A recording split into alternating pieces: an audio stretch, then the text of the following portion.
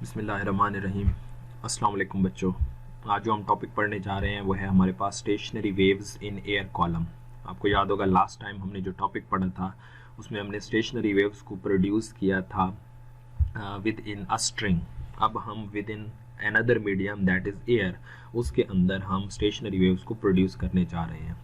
Stationery waves can be set in other media also such as air column. Air column का मतलब है जहाँ पर एयर एक कॉलम की फॉर्म में एक पाइप के अंदर सपोज इंट्रैप्ड है तो उसको हम नाम देते हैं एयर कॉलम का। तो स्टेशनरी वेव्स को हम किसी और मीडियम में स्ट्रेच स्ट्रिंग के अलावा किसी कॉलम में भी एयर के अंदर भी प्रोड्यूस कर सकते हैं। A common example of vibrating air column is the organ pipe. और ऑर्गन पाइप एक कॉमन एग्जांपल है जिसके अंदर एयर कॉलम इंट्रैप्ड होता है और उसके अंदर आप स्टेशनरी वेव्स को प्रोड्यूस कर सकते हैं। अगर आप ऑर्गन पाइप की बात करें तो आप सिंपल माइंड में एग्जांपल रख सकते हैं कि ये जो आपके पास बांसुरी होती है, फ्लूट होती है, वो आपके पास एक एयर कॉलम है।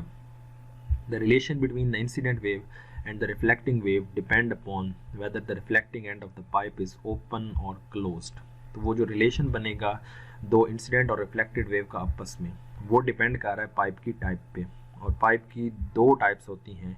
एक होता है कि and is open, open and pipe, ये आपके पास है। एक उसकी टाइप है ओपन एट बोथ एंड्स। वो जो आपके पास एयर कॉलम है, ये पहली आपके पास उसकी टाइप है, ये है जी ओपन एट बोथ एंड। ये दोनों एंड्स पे ओपन होगा, यानी हॉलो पाइप है और दोनों एंड के ऊपर ओपन है, ओपन एट बोथ।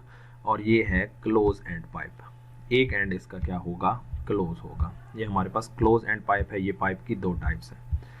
अब वन बाय वन अगर हम बात करें कि दोनों पाइप में वेव्स कैसे प्रोड्यूस होंगी, तो इसके अंदर बेसिकली ये पाइप है, ये पाइप का एक एंड है, ये दूसरा एंड है। इस पाइप के अंदर बेसिकली क्या मौजूद होगी, ऑब्वियस है एयर मौजूद होगी। हम क्या करेंगे, एक ट्यूनिंग फोर्क को, एक खास फ्रीक्वेंसी का ट्यूनिंग फोर्क हम वाइब्रेट करते हुए उसको किसी सरफेस का स्लाइड करेंगे, ट्यूनिंग फोर्क को वाइब्रेट करते हुए इसके माउथ के ऊपर लेकर आएंगे। तो जब भी इसके माउथ पर लेकर आएंगे तो ऑब्वियस है बच्चों, ये जैसे ही वो वेव्स इसके अंदर इंटर होंगी तो वो एयर में सबसे पहले क्या प्रोड्यूस करेंगे, एयर के मॉलिक्यूल्स के ऊपर यहाँ पर एक फोर्स लगाएंगे जिसकी वजह से साउंड वेव्स प्रोड्यूस होंगी। यानी सिंपल हम कह सकते हैं जब हम ट्यूनिंग फोर्क को वाइब्रेट करके इसके माउथ के ऊपर लेकर आएंगे तो साउंड वेव प्रोड्यूस होगी। वो साउंड वेव ट्रैवल करती जाएगी, ट्रैवल करती हुई दूसरे एंड की तरफ जाएगी।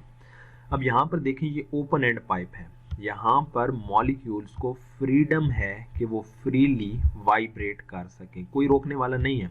यहाँ पर मॉलिक्यूल्स को अलाउ है कि वो फ्रीली क्या कर सकें, वाइब्रेट कर सकें। तो यहाँ पर डिग्री ऑफ फ्रीडम है। तो इसके लिए ओपन एंड पे हमेशा आपके पास एंटी नोड प्रोड्यूस होगा। ओपन एंड पे हमेशा क्या प्रोड्यूस होगा, एंटी नोड। एंटी नोड यानी यहाँ पर क्या प्रोड्यूस होगी, रेयर फैक्शन प्रोड्यूस होगी। जो ओपन एंड होगा that will always be a antinode and यहाँ पर क्या प्रोड्यूस होगी, रेयर फैक्शन प्रोड्यूस होगी। ये पॉइंट क्लियर हो गया। मैं दोबारा रिपीट करता हूँ, आपके पास क्या किया आपने, ट्यूनिंग फोर्क को लेकर आए, इस पाइप के माउथ के ऊपर, वहां से साउंड वेव्स प्रोड्यूस हुई, वो ट्रैवल करती हुई दूसरे एंड की तरफ जाएंगी। ठीक होगी बात। और यहाँ पर मॉलिक्यूल्स को डिग्री ऑफ फ्रीडम है तो वो फ्रीली वाइब्रेट करेंगे, तो एंटी नोड होगा और रेयर फैक्शन प्रोड्यूस होगा। अब यहाँ से फिर पॉइंट है, ये वेव यहाँ तक तो पहुंच चुकी, अब यहाँ पर रेयर फैक्शन प्रोड्यूस हो रहा है। Rarefaction mean expansion, rarefaction mean expansion. जब एक्सपेंशन है तो डिग्री ऑफ फ्रीडम है तो वॉल्यूम इंक्रीज होगा। जब वॉल्यूम इंक्रीज होगा तो वॉल्यूम का इनवर्स रिलेशन है डेंसिटी के साथ, तो डेंसिटी क्या हो जाएगी, डिक्रीज। अब इस रीजन में डेंसिटी कम है और as compare to the outer air, इस रीजन में जो एयर है उसकी डेंसिटी कम है और आउटर एयर की जो डेंसिटी है वो रिलेटिवली क्या होगी, हायर होगी। तो यहाँ पर डेंसिटी कम, आउटर एयर की डेंसिटी हाई। तो रेयर मीडियम से किधर जा रहे हैं, डेंसर। जैसे ही डेंसर मिट जाएगी तो साउंड यहाँ से क्या हो जाएगी, बाउंस बैक हो जाएगी। तो इस तरीके से एक इंसिडेंट वेव है और ये रिफ्लेक्टेड वेव है, इन दो का आपस में इंट्रैक्शन होगा और इंट्रैक्शन के नतीजे में आपके पास क्या प्रोड्यूस होगी, एक स्टेशनरी वेव प्रोड्यूस हुई। क्लोज एंड सिंपल है, आप उसी तरह ट्यूनिंग फोर्क लेकर आए, यहाँ पर डिग्री ऑफ फ्रीडम है कि मॉलिक्यूल्स फ्रीली वाइब्रेट कर सकें, ये एरोज आपको शो कर रहे हैं। लेकिन वेव ट्रैवल करती हुई जब दूसरे एंड पर जाएगी तो वहाँ पर तो ऑटोमेटिकली आपके पास क्या है, एक क्लोज्ड सरफेस है जो अलाउ नहीं करेगी मॉलिक्यूल्स को वाइब्रेट करना। ये डॉट शो कर रहा है कि मॉलिक्यूल्स को अलाउ नहीं होगा कि वो वाइब्रेट करें। तो ये कौन सा एंड है, ये रिलेटिवली डेंसर एंड है। तो रेयर मीडियम में वेव ट्रैवल कर रही थी, जाके टकराई डेंसर मीडियम से तो बाउंस बैक हो गई। तो इस तरह की हमें वेव मिलेगी क्लोज एंड पाइप में। हमने क्या करना है, इन दोनों एंड्स के अंदर लाइक जैसे हमने पिछले लेक्चर में रिलेशन ड्राइव किया था stationary waves and stretch string का, उसी तरह हम इनके रिलेशंस ड्राइव करेंगे। तो रिलेशन ड्राइव करने के लिए हम 3 मॉड्स की बात करेंगे। ये हमारे पास है जी first mode, this is our second mode, this is our third mode of vibration, and then generally हम आएंगे nth मॉड की तरफ। तो ये हमारे पास जो ए डायग्राम है, this diagram is showing the first mode of vibration. हम एक खास फ्रीक्वेंसी का ट्यूनिंग फोर्क लेके आएंगे, इसके माउथ पर रखा, एक वेव इंसिडेंट वेव ट्रैवल की, दूसरे एंड पर टकराई, जैसे मैंने अभी एक्सप्लेन किया, बाउंस बैक हुई, वेव प्रोड्यूस हुई। क्या बना यहाँ पर, ये बन गया जी एंटी नोड A1। ये हमारे पास क्या है, this is anti node A2। तो दरमियान में क्या है, ये हमारे पास मौजूद है नोड N। तो हमारा पाइप हम कह लेते हैं जी जिसकी लेंथ L थी, वो पाइप जिसकी लेंथ L थी, now it is divided into 2 anti nodes A1 A2, या हम ये कह सकते हैं कि A1 to N and N to A2। तो यहाँ से अगर हम देखें तो A1 से N तक आपको याद होना चाहिए क्या होगा, एंटी नोड और नोड के दरमियान फासला, that will be lambda 1/4।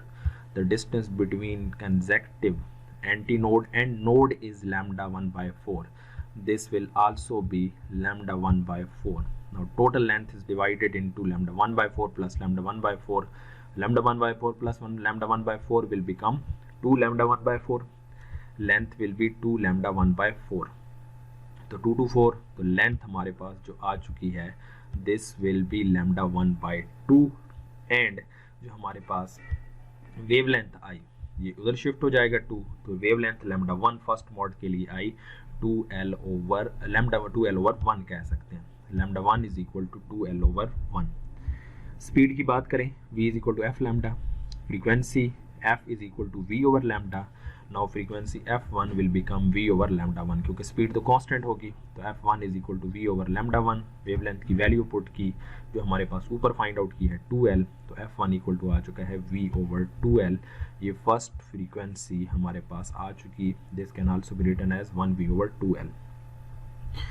Second mode की बात करें तो जैसे हमने यहाँ पर एक लूप प्रोड्यूस हुई, तो सेकंड मॉड में हमारे पास कितनी लूप्स प्रोड्यूस होंगी, 2 लूप्स। तो हम हायर फ्रीक्वेंसी का ट्यूनिंग फोर्क लेके आए, तो this is divided into these 2 loops, one is a complete loop और 2 आपके पास हाफ लूप बन रही हैं। यहाँ से वही है, साउंड वेव जा रही होगी, क्योंकि आपने फ्रीक्वेंसी हायर कर दी तो वेवलेंथ शॉर्ट हो जाएगी, यहाँ से फिर ये बाउंस बैक होगी, बाउंस बैक होकर इनका आपस में इंटरेक्शन होगा। तो ये बना एक नोड A1, ये सॉरी एंटी नोड A1, ये बन गया नोड N1, ये हमारे पास बन गया सेकंड मैक्सिमम डिस्प्लेसमेंट वाला point A2, this is node N2 and this will be हमारे पास ये क्या बन जाएगा, ये हमारे पास बन जाएगा जी एंटी नोड A3।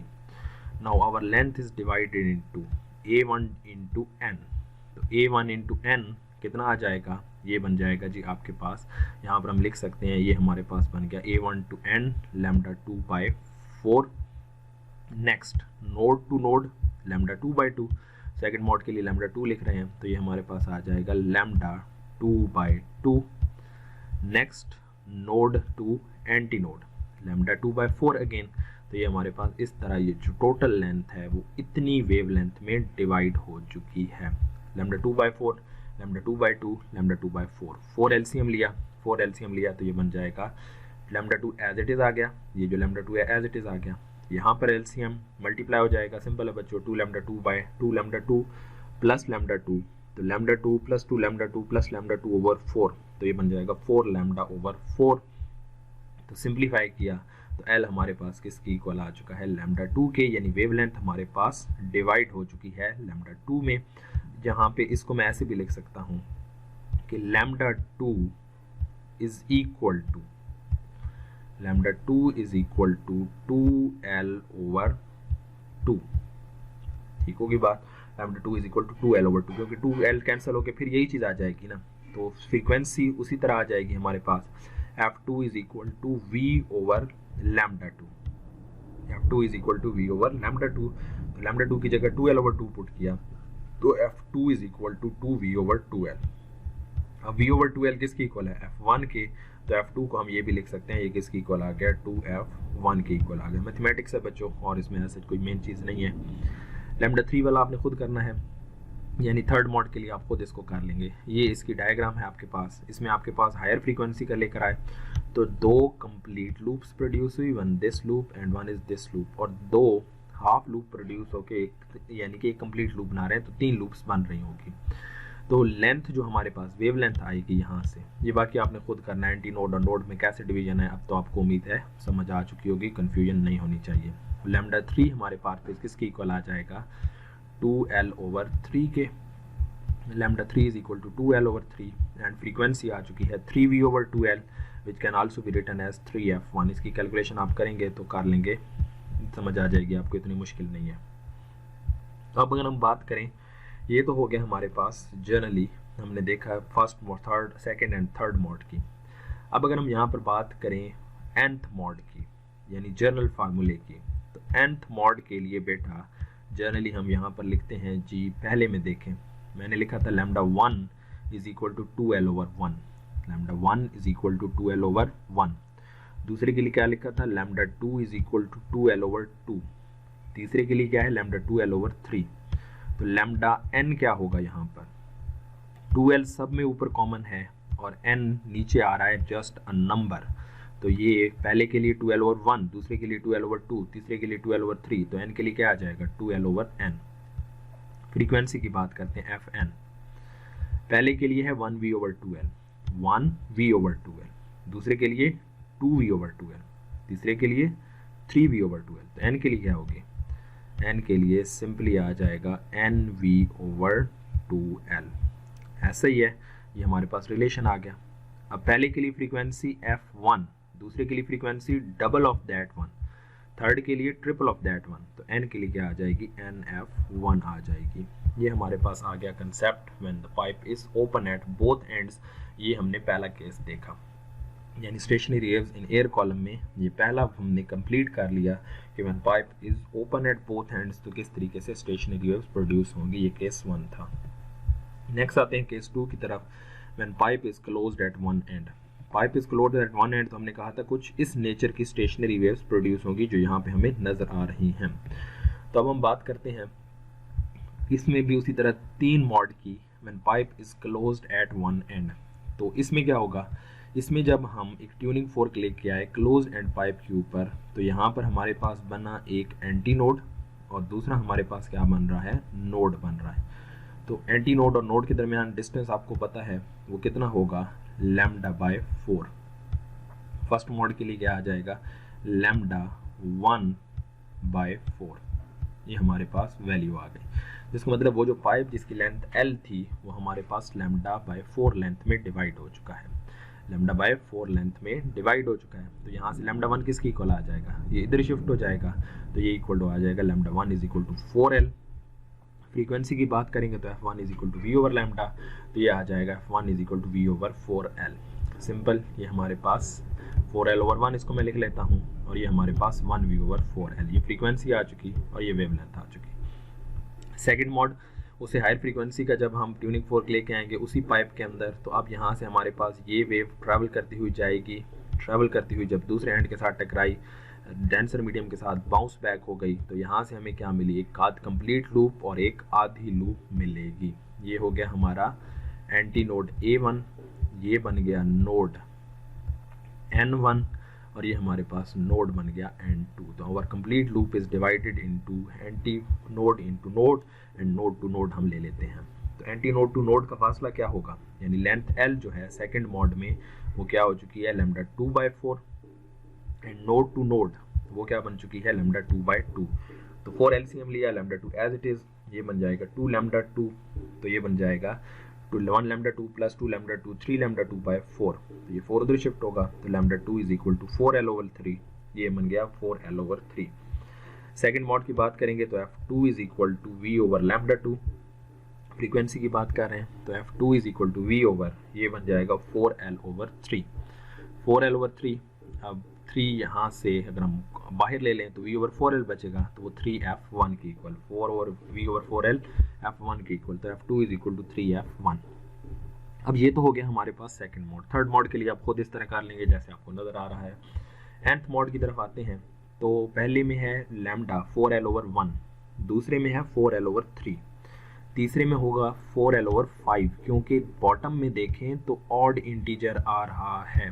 तो लैम्डा n यहाँ पर था 4l/1, पहले के लिए 4l/1, दूसरे के लिए 4l/3। तो 4l तो कॉमन है, नीचे नंबर कौन सा आ रहा है, पहले आया 1, फिर आया 3, तो नेक्स्ट के लिए क्या होगा 5, अप टू सो ऑन। इसका मतलब नीचे आएगा ऑड इंटीजर।